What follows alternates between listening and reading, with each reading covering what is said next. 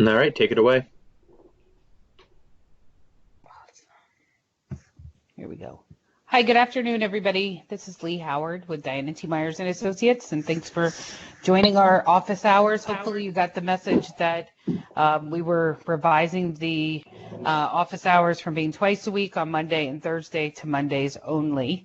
That change happened last Thursday when we did not have a call. If we, as we said in the beginning, these calls are really to get information out to you and to give you sort of a set time to ask questions and share information with your colleagues, your peers across the state who are doing this important work as well. So if there becomes a need to increase the frequency back to twice a week again, we can certainly do that. If participation or the need to continually get information out decreases, we can certainly also look at changing to once every other week or once a month, or whatever needs to occur, or just providing some written guidance. So if you have thoughts on that, please feel free to let us know, but we're just trying to sort of fluctuate the frequency based on the needs that we're hearing about and identifying. So there is that information. On today's call, we have Lauren Whitley, the Eastern PACOC staff person, who's going to walk us through the majority of the presentation. We also have Sierra Carnes, our Western PACOC staff person, Brendan Almond, as you have already.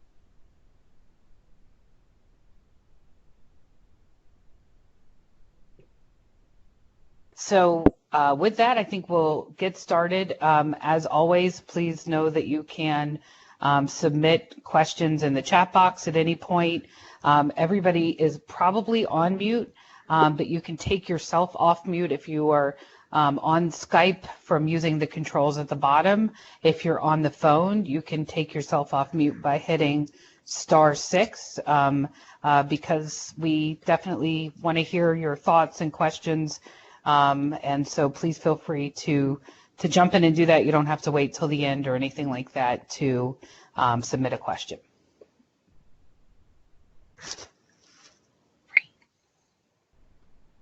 Uh-oh.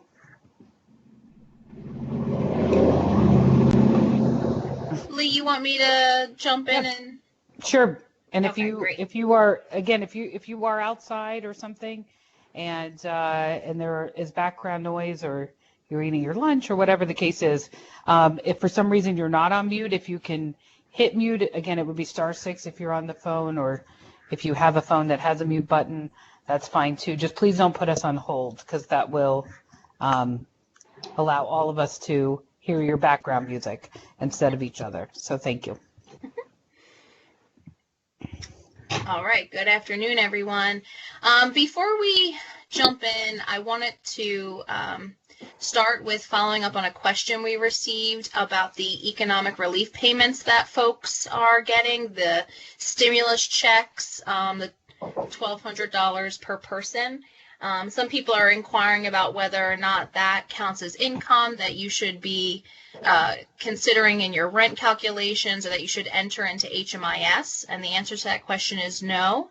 It doesn't meet HUD's threshold of regular income, so don't worry about recording that or using that income to calculate financial assistance for folks. So today we're going to, we have 3 big buckets. We're going to review HUD's COVID-19 Expedited Grant Agreement Amendment process. We're going to talk about the Emergency Injury Disaster Loan and Paycheck Protection Program loan opportunities for nonprofits, and then we're going to spend some time on resource allocation, just reminding folks about the various HUD funding that's being made available to respond to COVID-19. All right, we can move into, so for those folks on the call who are COC program recipients, should have received an email, I believe on Friday, from the Eastern PACOC and the Western PACOC email address with instructions on how to complete your grant agreement amendment and how to submit it to HUD. And also the COC requested that you please CC us on that communication so that the COC can keep track of changes that providers are making to their budgets. And if you've already done so, we ask that you please forward your communication with HUD to the appropriate COC email address. All information about this amendment process is posted on the HUD Exchange. That hyperlink is live, so if you click on that HUD Exchange and the second bullet point, that will direct you to the expedited grant agreement amendment process, and there's a tutorial video on that landing page as well. Next slide. Okay, so if you, okay. So who's eligible to submit a grant agreement amendment via this expedited process? So first, again, it's COC program recipients, and it's your FY 2018 grant. So that's your grant that runs 2019 through 2020, okay? There are 3 eligible amendments that you can make through this expedited process. The one would be adding in eligible activities that aren't currently part of your grant. So for example, if your current grant doesn't have a supportive services line, but you're going to shift money, say, from operating or rental assistance to supportive services, you can use this expedited amendment process for that. If you're going to be shifting funding between your budget line items, you can use, again, this amendment process. And the third eligible amendment is requesting an extension for your operating period. So the first 2 I listed, they're not going to roll over into your next grant. Okay, so they'll just be for the grant period for which you submitted the amendment request. The third, the extending your operating period, that will impact your future renewal because it's going to permanently change your start and end date. Okay. HUD is working on executing the 2019 grants, so the ones that will run 2020 through 2021. And when those are all executed, they'll be putting out a package for those grants as well. But right now on their website, what you will see are forms for the 2018 grants. So for any other type of amendment that you would make to your COC program grant, you're going to go through the normal grant amendment process. Okay, so this is really just, this expedited process is to support people get supportive services dollars on the streets in their programs as quickly as possible in response to COVID-19. Next slide. Okay, so again, on that landing page, there's a tutorial video. The email that went out, this is kind of a copy and paste of the email that went out. HUD, pretty much, they prepared these pre-populated Word documents, okay? They're for the entire COC. So if you download that document, when you open it up, it's going to have every grant for the Eastern PA COC, if that's where you are serving folks, or it's going to have every grant in the Western PA COC, right? So you find your information, keep the pages that you need, get rid of everything else, okay?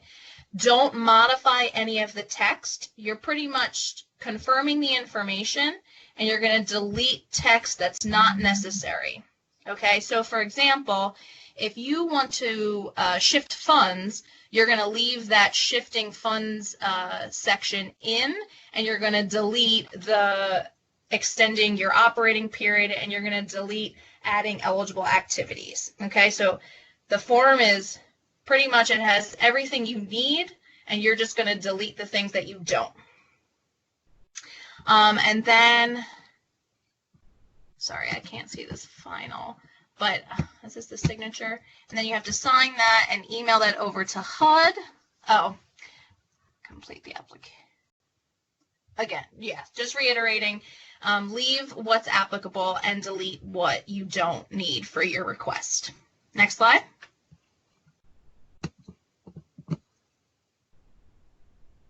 Okay. And then finally, I'm going to sign that amendment request. So if your organization has multiple COC program grants, you're going to want to submit one request with all of your grants in that one form. Okay, so there's no need if you have 3 programs across the COC to submit 3 different requests. Just submit one request with all of your grants included. You want to make sure you have your authorized official signing that. So the same authorized official that signs your grant agreements, that signs your COC application and eSNAPs, that person needs to be signing. You can sign and scan, or you can use some type of electronic signature for this purpose.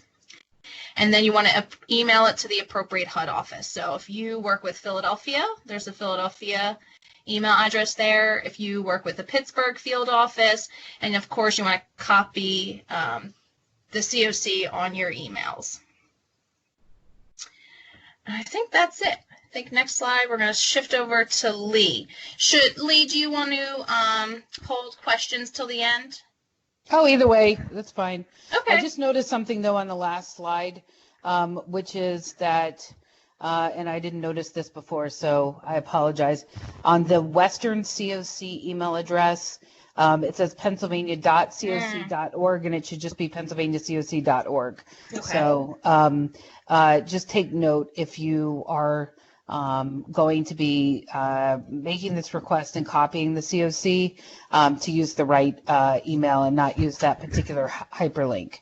I think everybody probably has the correct email address, because the information from around these webinars was, or not webinars, but office hours was posted through those. So if you need the address, again, type it into the chat box and we'll put it in there again for you. But it's basically, if you just take out the dot in between Pennsylvania and COC, you'll have it right. And the East is an example of the correct way. Okay, sorry. Now we can go to the next slide. Sorry about that.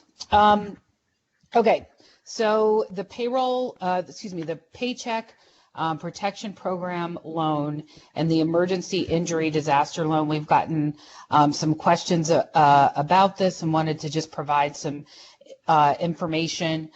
For those of you who may remember, the CARES Act included $349 billion for the Payroll Protection Program. I may just refer to it as the PPP, and that, I think the money was allocated within either the first 3 or 4 days.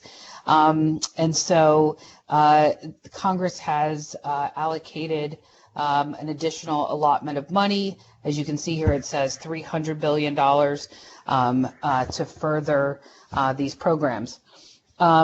I think the most important things that are going to be on the next few slides that are specifically talking about these 2 financial products are the next 2 bullets.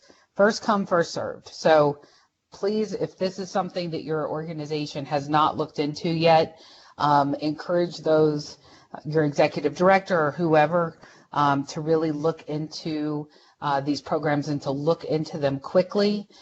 Even if your cash flow is okay now, consider the uncertainty of the future when deciding to apply.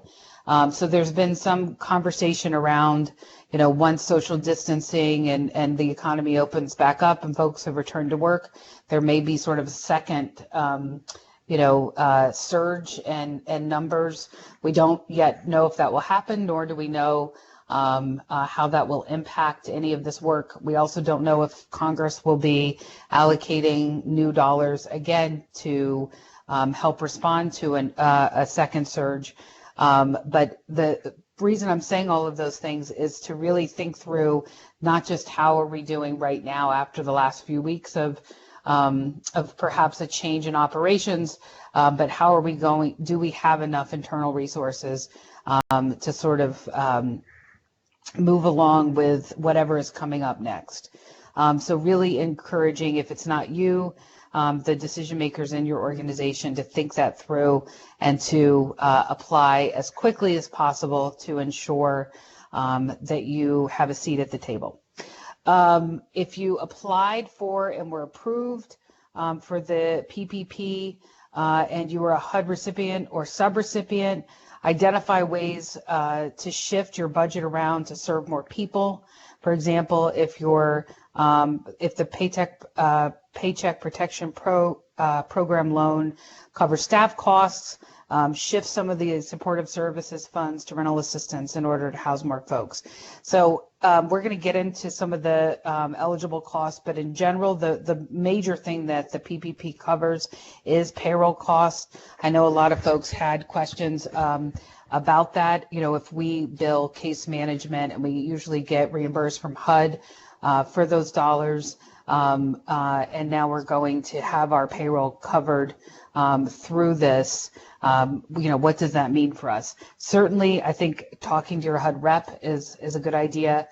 This, as the slide states, may be a good reason to request some sort of grant amendment, or to look at how you can, even within the line items, move some money around for other purposes.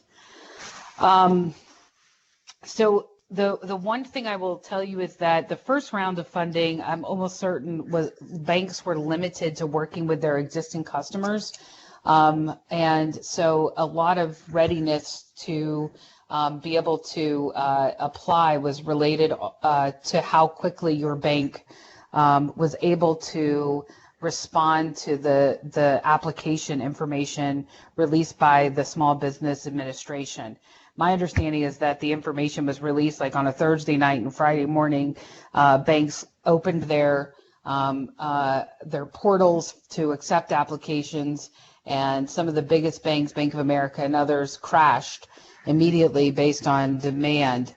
And then others figured out how to ease the flow of people and not have, a million folks applying all at once and all those kind of things. So I say all this to say, if you have a relationship with a bank, which I assume every organization has some version of a relationship with a bank, find out if they are participating in these opportunities. If they're not, I would go to the Small Business Administration website and find a bank that is, and try to establish a relationship with them as quickly as possible to find out, do you need to be an existing customer? And if so, like, what kind of account do you need to set up? The other thing is that depending on your bank, they actually may have, if you reach out to them, I wouldn't just go to the website and look for the button to apply.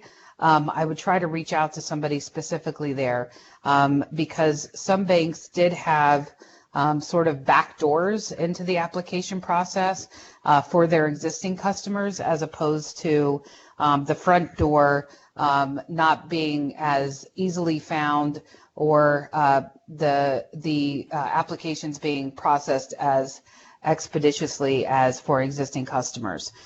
So all that is to say, make sure that you're talking to your banker, your lender, whoever, to find out what you need to do to be able to apply. We're also going to talk about the emergency injury disaster loan. And the reason I'm bringing that up now is to say that you can actually apply for both of these. There are some caveats around what happens if you get one and not the other, what happens if you get both. And we would just encourage you to talk to your lender and or accountant, tax professional, whoever it is that you would talk about these kinds of issues with, based on your organization, if you do apply for both, or if you are awarded for both, so that there's not a situation where you're going to be expected to repay money and you weren't expecting that. Next slide, please.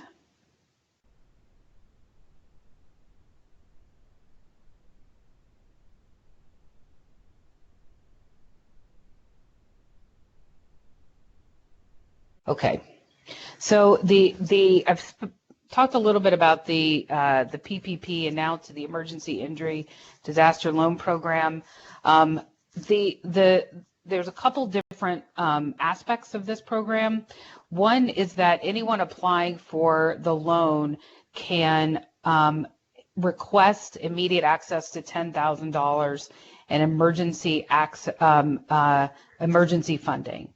So you're applying for a loan, and through that process, you can apply for this $10,000 advance grant, basically.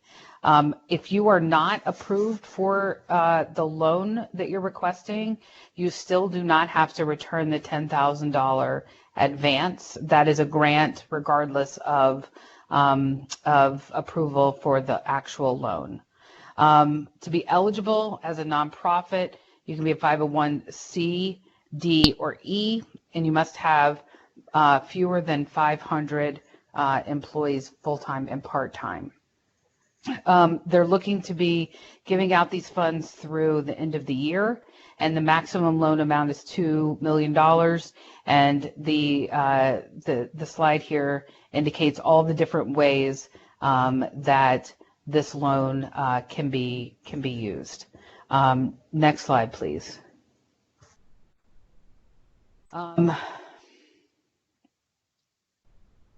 The other thing I'll just quickly say, I know we just advanced, and that's okay, about the that emergency loan program, is that the anticipation is that you will be repaying that loan. The terms of the loan are incredibly flexible and I will say inexpensive compared to most business loans. But nonetheless, other than that $10,000, there is an expectation that your organization will be repaying that loan. I bring that to your attention because in comparison to that, the Paycheck Protection Program loan, it is called a loan. You do apply for it as if it is a loan, but the expectation is that if you use the funds for payroll costs, at least 75% of the funds, payroll, rent, insurance, utilities, interest on debts, all of those things can be used this payroll protection program loan can be used to cover. And as long as you abide by those requirements, you do not have to repay the loan. It is a forgivable loan. The anticipation really, in a nutshell, is that you will either rehire staff that you had to lay off or furlough, and that you continue to keep your staff in place and continue to pay them based on the conditions of this loan. If you meet those requirements, the loan is forgivable. You will have to track some information about the loan and submit that to the Small Business Administration, either directly or through your lending institution, and then the loan will be forgiven. If it turns out that you have some amount of money remaining, if you are granted $50,000 and you used 45 of the dollars in the way as prescribed within the conditions of the loan, and you have $5,000 that you did not, you can either in one lump sum repay those $5,000, or you can finance them again over time at a very low interest rate. So either way, it is a good option, and we would encourage you all to look into it if you haven't already. The information about the interim rule for the loan and the web page for the loan are both listed on the slide. And again, definitely reach out if you haven't already to your bank ASAP. The applications actually started today.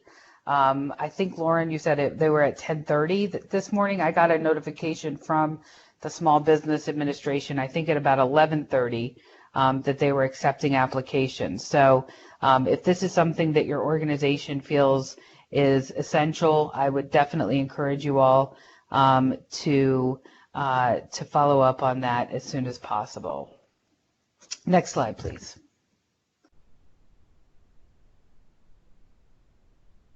So I've pretty much covered all of this information in terms of what's eligible and not eligible. I have not yet covered, so I'll just quickly mention wages above $100,000. So if you have staff on board, let's say that make $110,000, you would be able to pay a portion of their staff through the payroll protection program, the weekly average that if with a maximum cap of $1,000.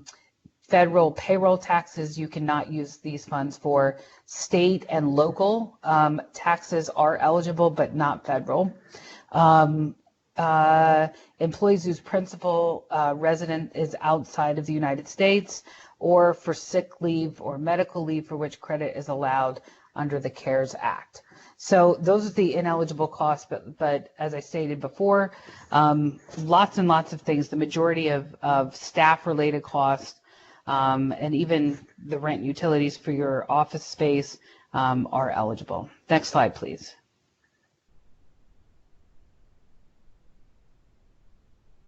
Okay, so if you are interested, there's the link there to find more information. That is just the application form. It would be perhaps helpful to look at that in advance so that you can ensure that you have access to the right information before submitting, but you will have to go through your bank's website to submitting.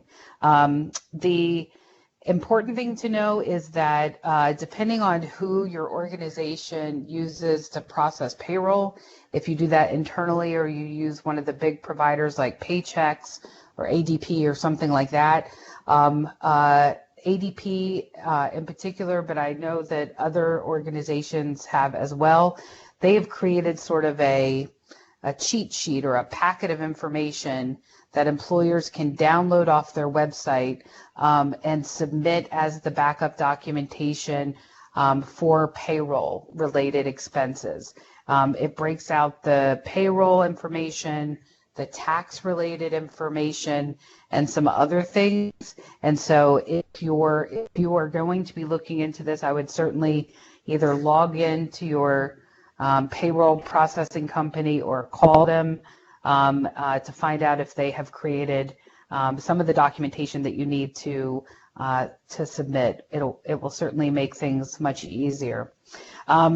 Unlike the emergency loan program, the payroll protection program requires no personal guarantee or collateral. Apparently, there's no credit check. There's no anything. You just can apply, and they will award you the amount of money that you're eligible for. There's some information here about calculating the request. Again, I would make sure to read that really carefully and to use information that you can get through your payroll processing company to help with that calculation. If it's done properly, it will be very easy to find some of the information you'll need from those reports that they will make available. Next slide, please.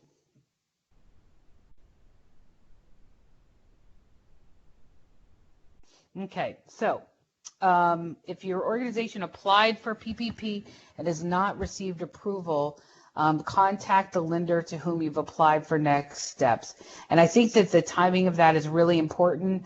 Depending on who your bank is, they may still have your application. They may be expediting your application within this new funding allotment, and there are no steps that you need to take. Your bank may or may not be handling these applications that have not yet been funded in that way. So it would be great to find out what the status is and to pursue that. If you don't have a lender that is participating in the program, there's a website there that will help direct you to a lender in your community. The other thing, let me see, we've already talked about some of these things. The second bullet, I will just say, it's sort of encouraging you to ask around and do some homework, which I think is extraordinarily important. But I will tell you that I don't know if they have any sort of prediction about how quickly this money will be requested and allocated. But if it's anything like the first $349 billion, I would encourage you, if you are going to do homework and study ahead, that you are a very fast reader and move very quickly through that process in order to get your application in. There's the link there for the SBA website for the borrower application and for accessing the FAQs for the PPP loan program. Next slide, please.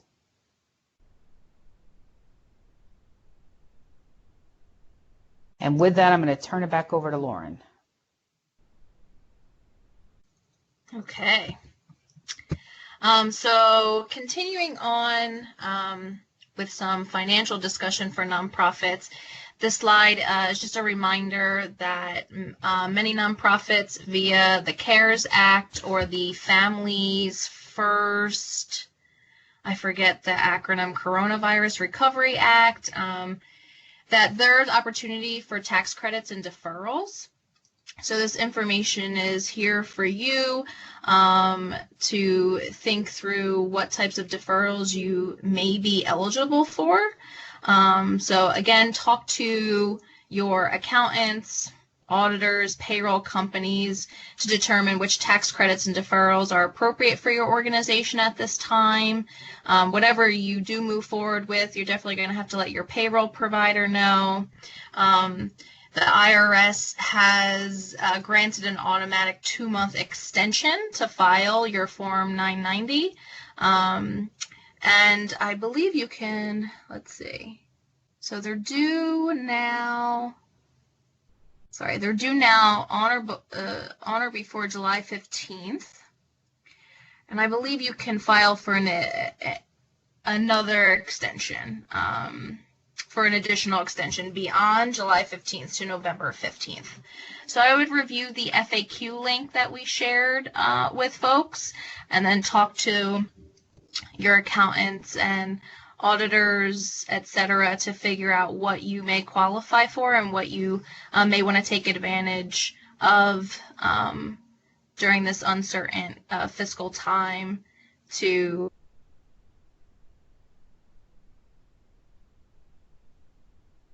that are available to nonprofits. Next slide.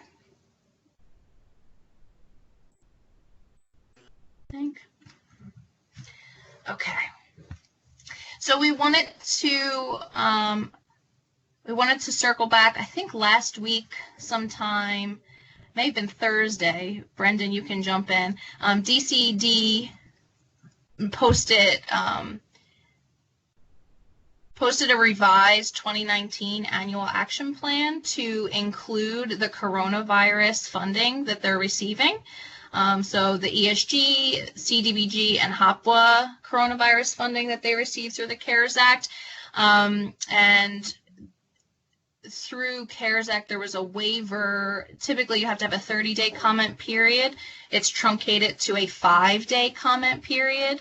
So I suggest going on their website, reviewing the materials that they posted, and if you are interested in listening in or commenting on the action plan, that public hearing is scheduled for this Wednesday, 1:30 to 2:30. There's the link there to join and the call-in information as well.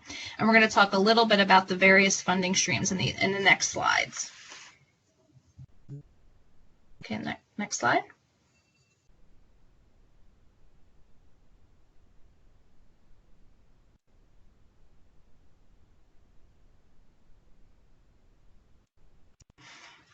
All right. So I think we've covered this on previous calls, but just reiterating that DCD was awarded $19.9 million in ESG funding via the CARES Act. And they launched guidelines and application last week. The deadline is June 1st. So they are accepting applications from the entities listed here. Nonprofit organizations are eligible to apply, but only if the project is a regional project, meaning it's serving multiple counties. Okay. And while ESG CV funds can support HUD entitlement and non-entitlement communities, DCD has proposed a priority to the non-entitlement communities. Because the entitlement communities received their own allocation outside of this $19.9 million. Okay. All applicants must demonstrate their participation in and that their proposal is consistent with the strategies to address homelessness as outlined by their local COC. So you want to make sure you're connected to the COC strategic plan and the priorities and strategies, and you want to connect your application for ESG CV funds if you're submitting one to those goals and strategies. And while DCD is accepting proposals in all priority areas for ESG, so shelter, prevention, rapid rehousing, they anticipate the greatest need is going to be for emergency shelter and homelessness prevention activities. Next slide.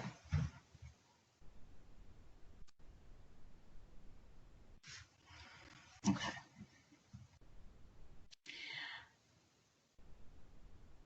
So again, non-entitlement communities will be eligible to apply for all ESG components, and they're listed here.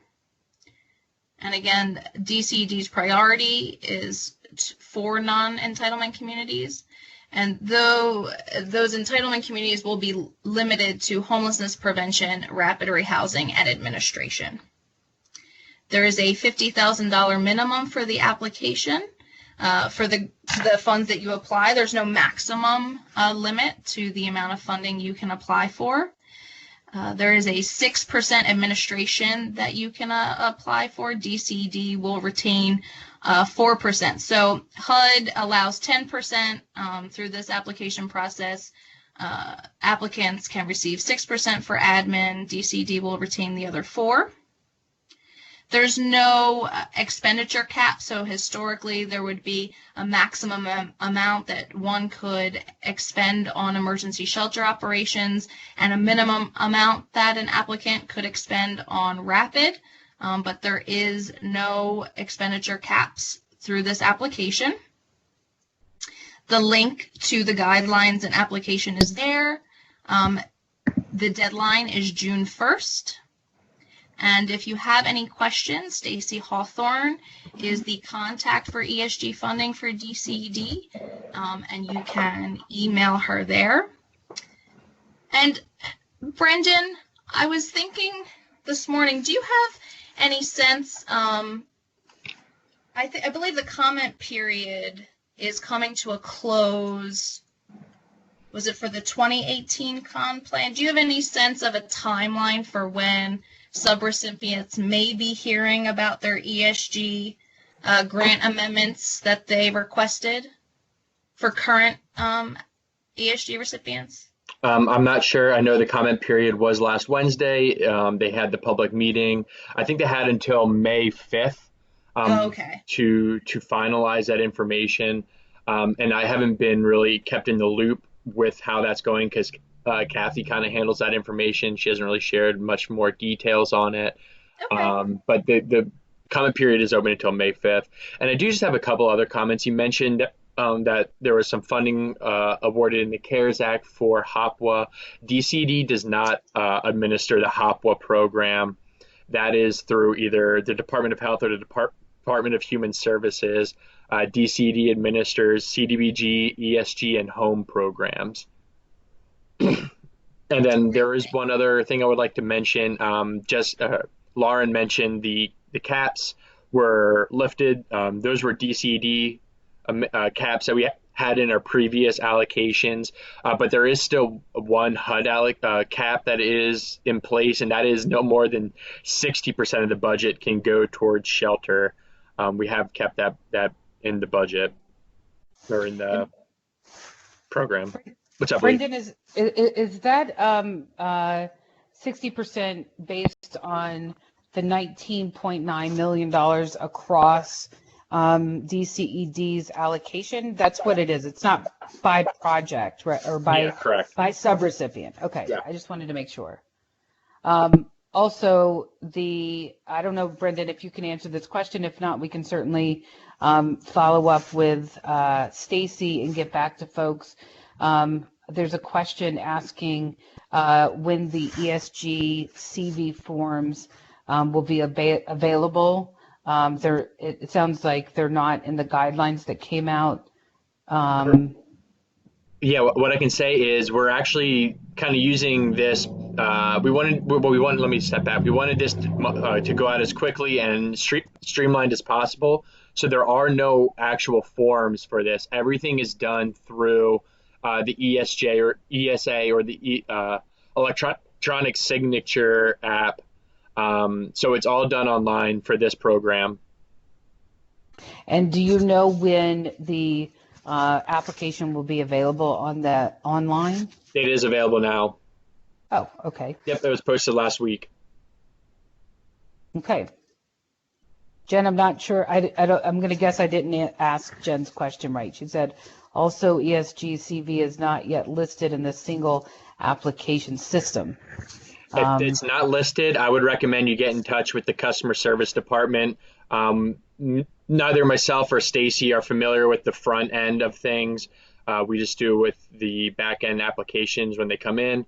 But if you do have any issues accessing the application, since this is a little bit of a new process, you want to get in touch with DCD's customer service. And while Lauren is presenting, I'm going to see if I can access that. Dave is saying the application is listed. You're able to download the forms in the ESA. Great. Thank you, Dave. Thanks, Dave. Okay. That's all I had then. Thank you, everyone.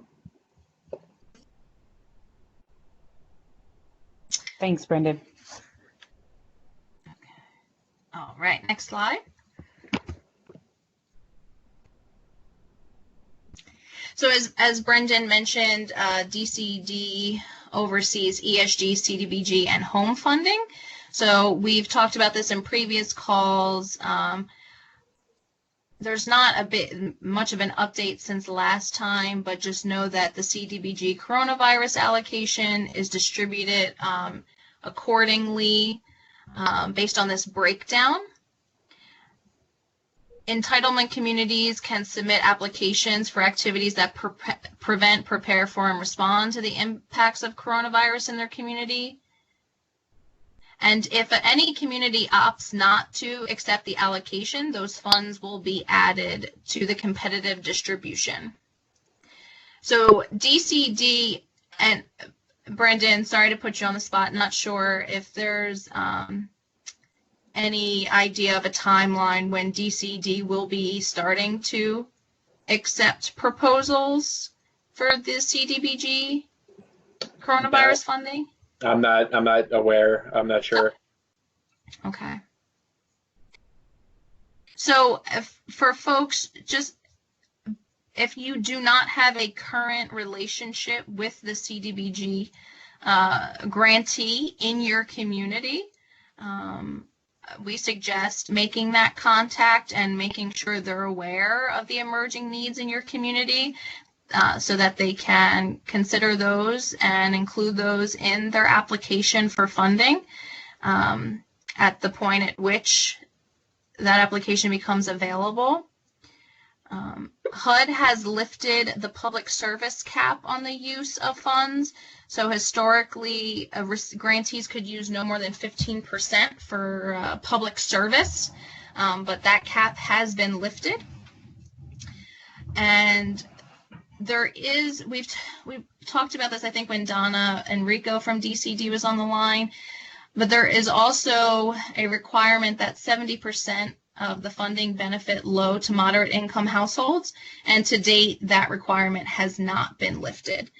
Some of the public service activities as described in CDBG materials are broad sweeping, could include non-congregate sheltering, could include rental assistance. So just keep your eyes and ears out for additional guidance and information about how these funds will be allocated for public services, so that you can tap into those resources in your community.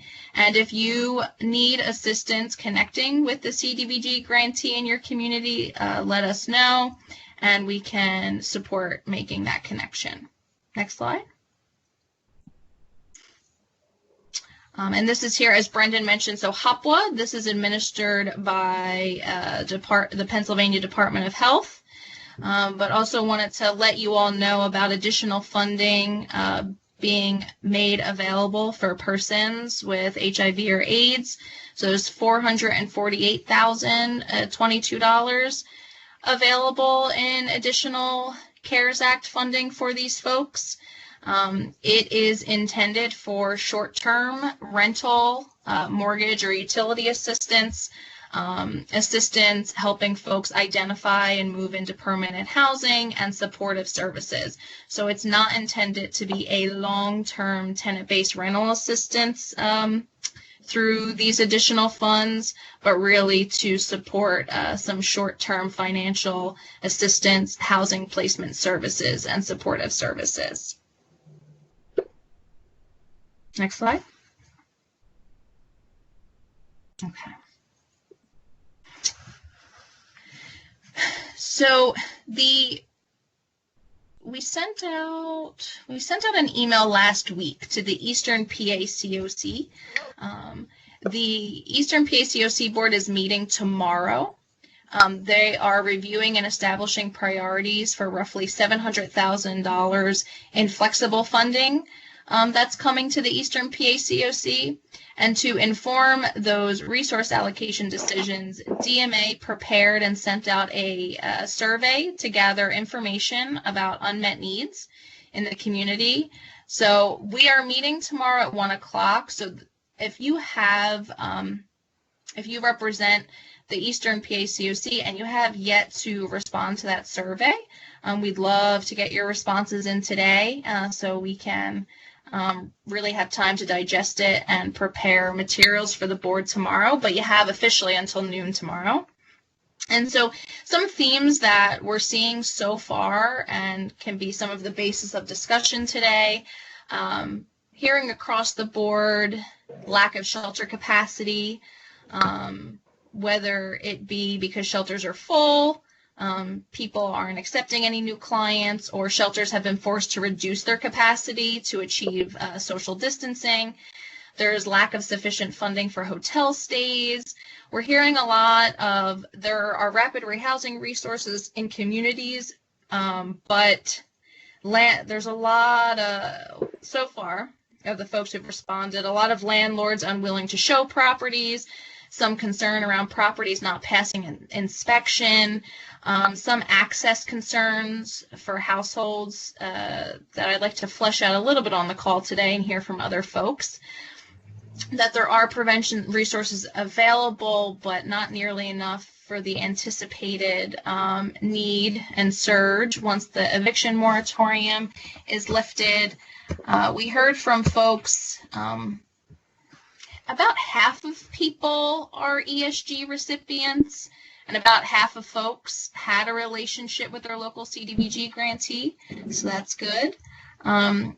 Most people are unsure if they're applying to DCD for the ESG CARES Act funding, so definitely recommend checking out the information around the guidelines that DCD posted and the application form and what they're asking for and requiring, as well as it was highlighted on these calls we've asked, and we haven't really heard that much, but in the survey there was a lot around diminishing PPE, cleaning supplies, and some technology concerns. So these are the themes that we're hearing so far.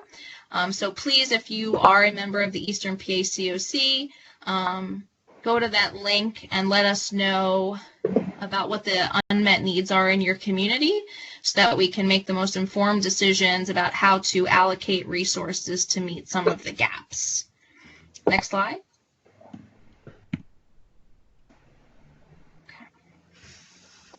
Can I jump in for just 1 second? Sure. I just have to say, if you're on the line and you've completed the survey already in the East, thank you. If you're in the West, we have a call on Thursday, and actually it's on my to-do list as soon as this call is over to reach out to the West Board to find out if they would also like to see a similar survey go out to you all. So please be on the lookout for that if that is in fact requested or desired by the West Governing Board. But if you, I know Lauren just said about half the folks who've responded to the survey so far said they're not sure if they're going to pursue CARES Act funding. If that is you and or your county, please make sure that you are talking to the folks who are making the decision about applying in your county to really consider. Lauren said it. We've said it in previous calls. It's written in the application. There is no match requirements for the CARES Act ESG funding, and I can assure you that you are going to see a significant surge in requests for prevention assistance at a minimum. And so I would just really like to encourage folks to really think very hard about that. The other thing I want to mention, and Lauren, if you're about to say this, I'm sorry for jumping ahead of you, is that we were talking about next Monday's call, and one of the things that we're going to do is to pull some information together about planning for requesting money. I know that it's not meant to be a technical assistance like webinar on ESG like DCED usually does about what's eligible and not eligible, but sort of more of a strategy planning. Like this is the way that we are sort of looking at things based on the information that we have seen in terms of approaches for these funds, and really just for the purpose of hopefully having a conversation with all of you around what, how to perhaps approach this new source of funds to meet the needs in your community around COVID-19.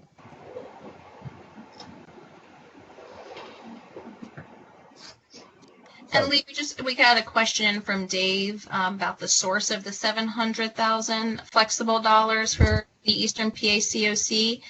So it's roughly around 500,000 for the 2020 Home for Good allocation. Mm-hmm. And then there was, is it PHFA or FAIR? There was about $200,000 that sure.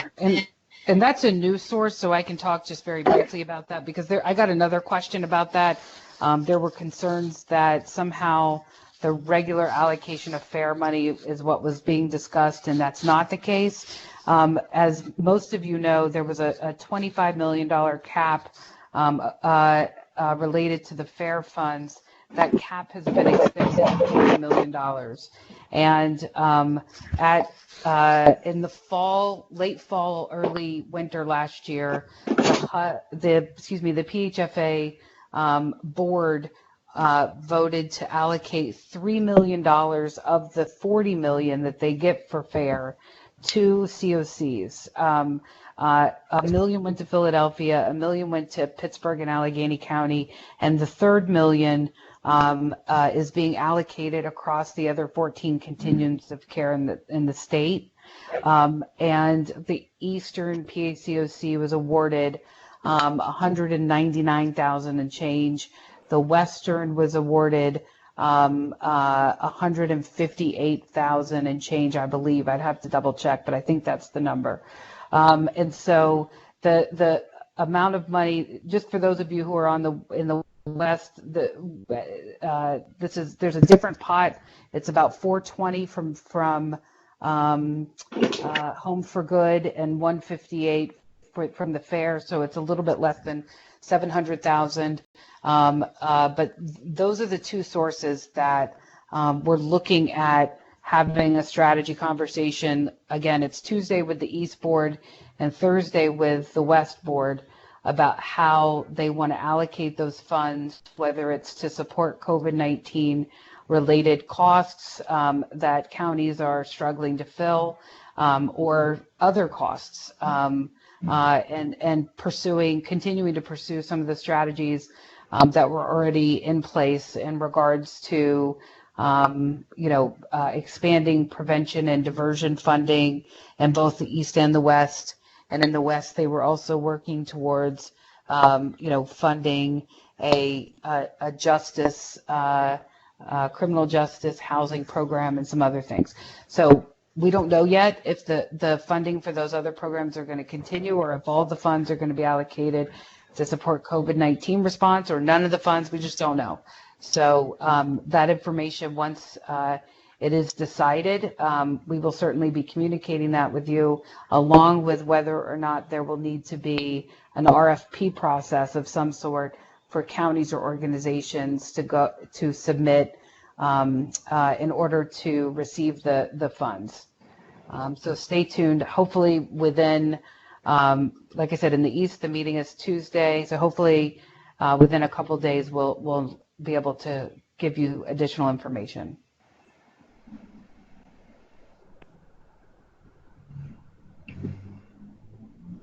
So with that, I know that we've sort of burned through time today. If you're outside and there's a motorcycle or something going by, please push your mute button. But if folks have any other questions that you haven't submitted in the chat box, let us know. You can always submit the question at the hyperlink down there at the bottom of the screen. In addition to that, like I said, we're looking at some ideas to share in terms of planning around using CDBG Home and ESG for next Monday's call. If you have specific questions related to that, please let us know, or if you have specific requests not related to that, please also let us know, and we can try to weave that information in. Lauren, I don't know if there's anything that you wanted to add, or Sierra or Brendan or anybody else.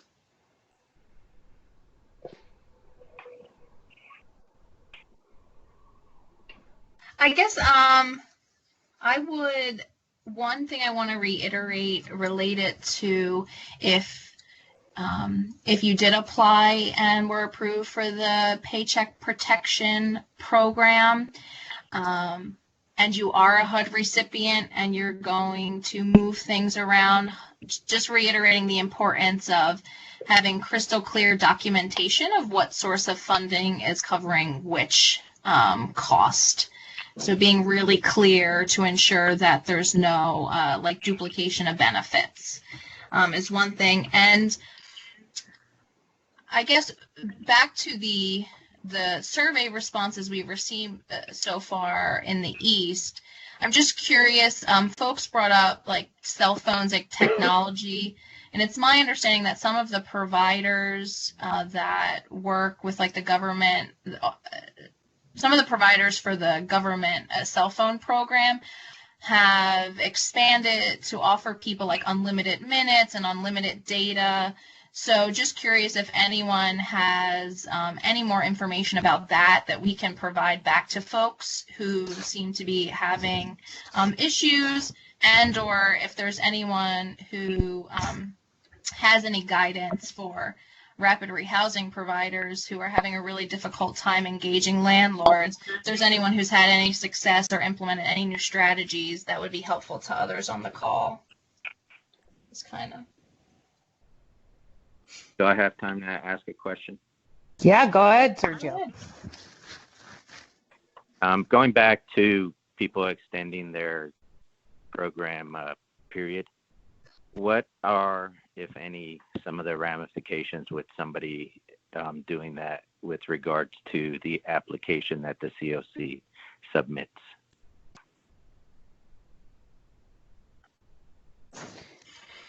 Do you mean if you extend your current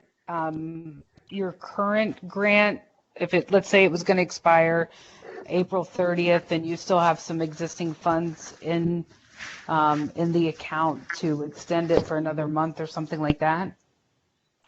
Yeah, back at one of the first slides where you said if somebody extends their program period, it will be permanent.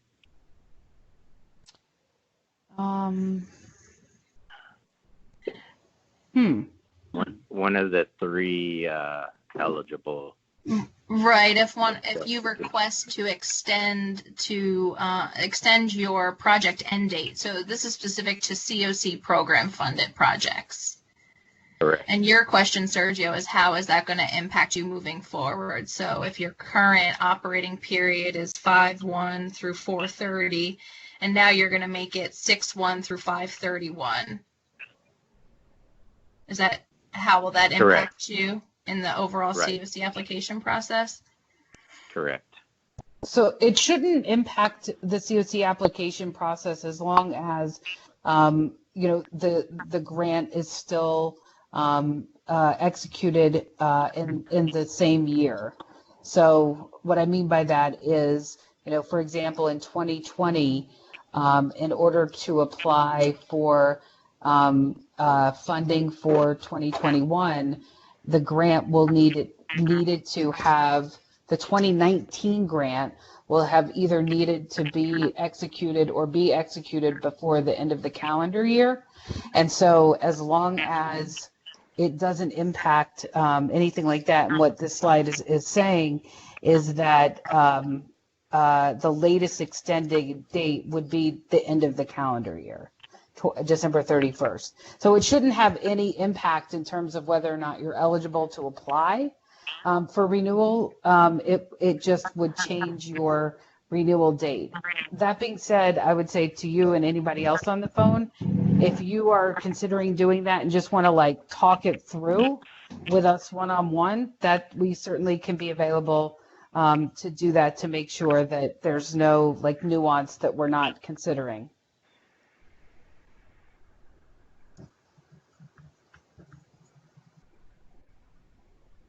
Does that make sense? It does. Okay.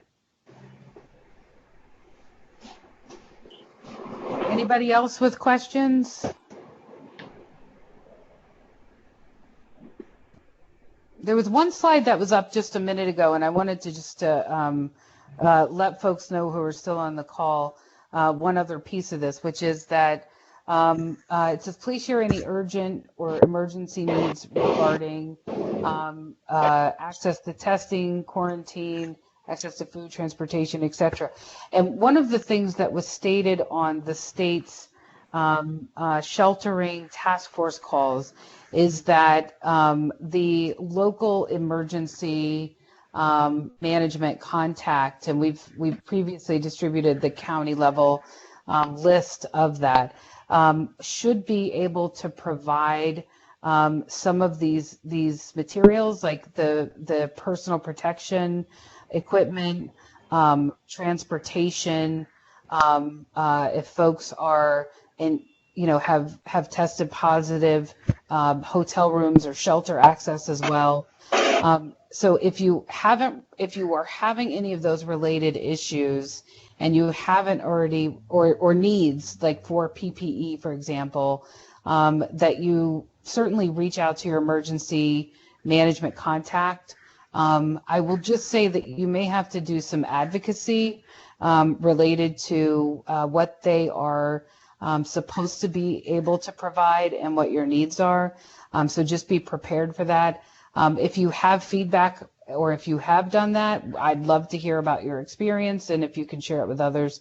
But I just wanted to mention, for those of you who have indicated in the survey that that is still a need for you, that hopefully connection with those contacts may be able to resolve those needs sooner rather than later. Did you want feedback on this call or something? Sure, if you have it. Yeah, I mean, I think folks are jumping off if they have to. We're a few minutes over, but I think that's okay. Folks will continue to drop off if they need to. But, if you have something that you can share, that'd be great. Yeah, we've been working with the county Department of Social Services, who brought in the local DMA director, and we've submitted requests for not so much PPE, but just for what we thought was a reimbursable with regards to somebody who we ended up putting in a hotel who had been tested for COVID, and they were advised not to go back to their home. And, so they'd been living on the street for a couple of days. And so we, through them, got the name of the hotel that they had made an agreement with to provide not just quarantine, but anybody who may be in need of social distancing. We contacted them and put the person in the hotel without any problem. But then when we submitted the request for reimbursement, it really didn't seem like there was a clear understanding from FEMA down to them what was reimbursable and what wasn't, and who would be doing the reimbursement. And some of the sheltering calls that some of us have been on, that subject has been kind of beaten back and forth with not a real clear definition. And for me, it's a little frustrating because one week they'll say, no, it isn't, and then come back and it appears that they do a complete 180 on their response.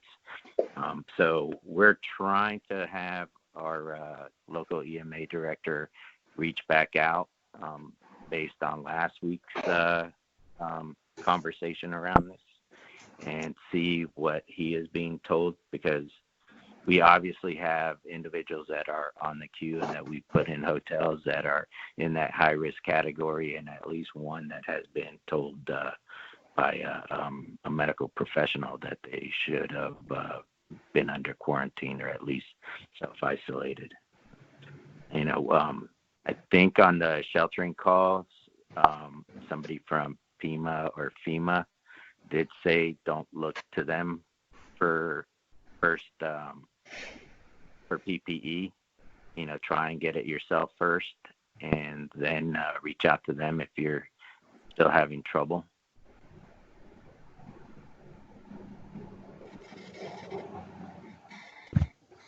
Well, I see that Jen is also seconding that concern for Monroe County. I'm not going to say anything about the PEMA individuals who participate on the sheltering call because as a child I was told if you don't have anything nice to say, don't say anything at all. And I'm going to pretend that I follow everything I was told as a child and follow that rule. But I'm not sure what's happening there. I just made a note to follow up with Christine, who's been facilitating those calls, just to let her know that you guys have submitted for reimbursement and had some pushback, and see if there's something that she can do in between calls that would perhaps encourage PEMA to share information in a more clear and direct fashion, and to perhaps remind them that they are public servants and the public needs serving at this time. So I don't know that will help, but I will certainly reach out for that. Hey, you can throw me under the bus on that one anytime you want. Oh, no, I mean, I think that we're consistently hearing from lots of communities that this is an issue. And I know I've had back and forth with the PEMA representative who's on that call, as has Lauren, and perhaps others as well. And it just doesn't seem like it's helping much.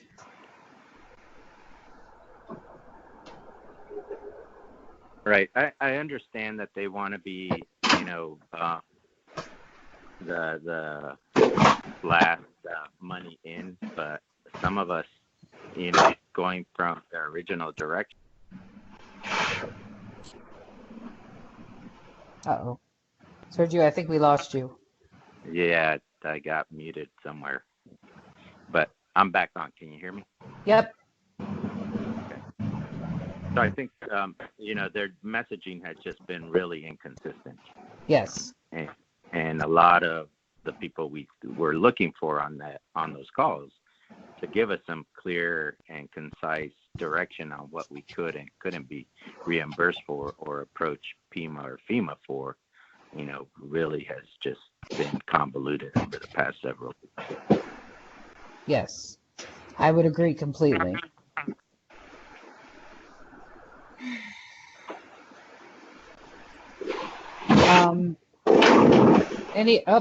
I don't know if somebody's outside or taking their trash out or something, but if you could hit mute, that would be great. Not me. I'm going back on mute.